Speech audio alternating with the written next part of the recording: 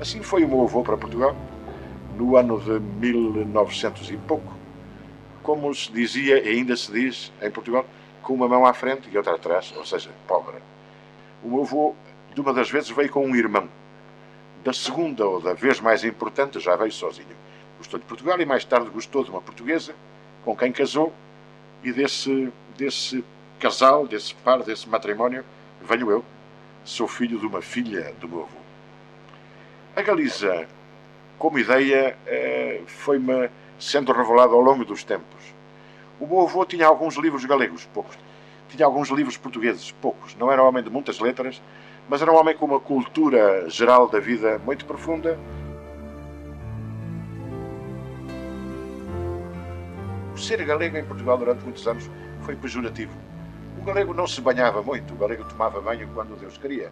O galego rapava o cabelo, à máquina zero, como dizíamos, porque suava muito e não se duchava todos os dias. Sobretudo o moço de corda, que dizemos em Portugal, em português, o moço de fretes.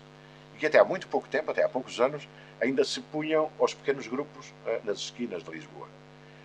Não sei quantos pianos haverá nas casas particulares de Lisboa, mas 90% dos pianos que subiram até um terceiro ou um quarto piso em Lisboa foram montados por mãos galegas, foram subidos por cordas puxadas por galegos, com alguma galegada à mistura, algum caralho que algum galego dizia assim mais alto.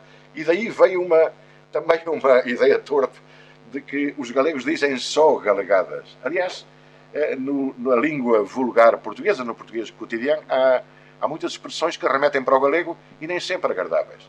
Dizer uma galegada é soltar um taco, é dizer uma coisa grosseira, é dizer uma galegada. Na minha família, a geração dos netos deste avô galego, sou francamente o único que tirou para a Galiza, que foi atraído pela terra galega, pela cultura galega, pela emoção de estar na Galiza e por este composto que é ser um pouco galego, um pouco português, e às tantas não sabemos o que somos. Mas fui o único que realmente foi atraído pela Galiza. É uma pena, gostaria que a família um dia se reunisse aqui toda, a família portuguesa e galega, mas até agora não aconteceu. E alguma coisa tem que ser feita, pelo menos nesta família, e é uma fábula que eu estou a contar, no fundo, alguma coisa tem que ser feita para que portugueses e galegos se juntem, se unam